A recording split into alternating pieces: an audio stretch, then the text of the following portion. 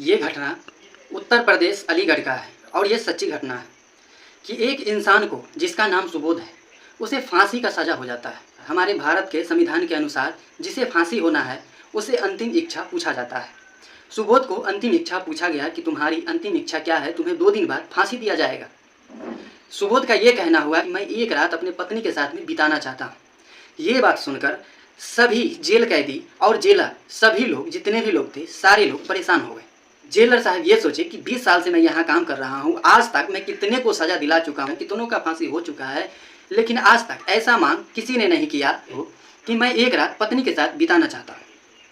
सुबोध के घर पे ये खबर पहुँचा दिया गया, तुम्हारे पति का अंतिम इच्छा ये है कि मैं अपने पत्नी के साथ में एक रात बिताऊँ।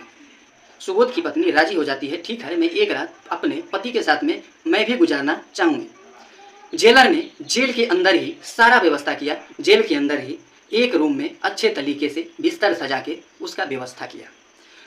जेलर ने क्या किया कि एक ऑडियो कैमरा लगा दिया कि दोनों जो भी बात करे वो सारे जेलर को और सारे कैदी को सुनाई दे कि आखिर एक रात कोई भी इंसान पत्नी के साथ बिताना चाह रहा हो, क्या बात हो सकता है, वो सुनने के लिए ऑडियो कैमरा का इस्तेमाल किया गया उसके रूम में।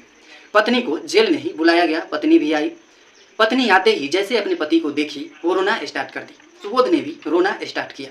कुछ पल रोने के बाद क्या हुआ, सुबोध की पत्नी सुबोध से ये पूछती है कि बताओ कि मेरे अंदर क्या कमी है, तुम्हें मेरे अंदर क्या कमी दिखाई दिया, या तुम्हें मेरे में क्या कुछ नहीं मिला ये तुम किसी का हत्या का सज़ा काट रहे हो, और वो भी एक रेप केस का। सुबोध कुछ नहीं बोला, सुबोध हक्का बक्का रह गया। कुछ देर रोने के बाद सुबोध ये कहने लगा, मैं ये काम नहीं किया हूँ, अगर मैं तुम्हें ये कह दूँ तो तुम्हें यकीन नहीं होगा, कानून मेरे ऊपर भरोसा नहीं कर रहा है, तो मैं तुम्हें अगर कुछ कह दूँ तो तुम्हें यकीन भरोसा मेरे ऊपर नहीं होगा। पत्नी रोने लगी। रोते हुए पत्नी फिर बोली कि क्या बात है, कम से कम आज का रात तो बता दीजिए, कल से मैं आपके साथ नहीं रह पाऊंगी। सुबोध ने कहा कि वंदना जिस कंपनी में मैं काम करता हूँ, वंदना उसी कंपनी में काम करती है, और मेरा दोस्त है जिसका नाम प्रमोद है, और वो वंदना से मेरा सिर्फ दोस्ती है। वो जब भी टिफ़िन लाया करती थी तो लंच मैं कभी कभी उसके साथ कर लिया करता था, और प्रमोद भी कर लिया करता था।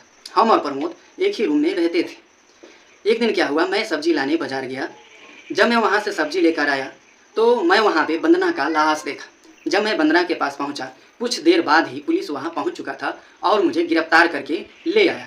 ना मुझे बोलने का मौका दिया, ना कुछ कहने का मौका दिया। मैं ये साफ साफ जानता हूँ कि प्रमोद उसे जबरन करता था। प्रमोद ये कहता था कि मैं तुमसे प्यार करता हूँ, पर वंदना कभी राजी नहीं होती थी। मैं ये साफ साफ ये कहना चाहता हूँ, जब मैं सब्जी लाने बाजार गया तो प्रमोद मेरे रूम में ही था। प्रमोद वंदना को बुलाया और उसे जबरन करके, उसे बलात्कार करके उसे मार दिया, और वो वहाँ से निकल गया। जब मैं सब्जी लेके आया तो वो रूम में प्रमोद नहीं था, वंदना का लाश था। जिस टाइम मैं पहुंचा उसी टाइम मेरे पीछे पुलिस भी पहुंच गई, और ना मुझे कुछ बोलने का मौका दिया और ना कुछ कहने का मौका दिया। ये बात सुनकर सारे कैदी हक्का बक्का रह गया। सुबोध बोला कि मुझे कानून पे भरोसा नहीं है, 2 दिन बाद मेरा फांसी होने वाला है, अब तुम जा सकती हो, आज के बाद मैं तुम्हें नहीं मिलूंगा। पहले तो सुबोध का सारा कहानी सुनती है और पत्नी रोने लगती है, और पत्नी ये कह के वहाँ से आ जाती है कि ठीक है, और कुछ कहना है तो आप बोल दीजिए, आज के बाद मैं आपसे नहीं मिल पाऊंगी। लेकिन बाद में क्या होता है कि यही ऑडियो रिकॉर्डिंग काम करता है सुबोध के लिए, और वो जाके अपने डिपार्टमेंट में सुनाता है ये ऑडियो रिकॉर्ड करके, और सुबोध को वहाँ से बाइज्जत बारी करता है। प्रमोद को गिरफ्तार किया जाता है।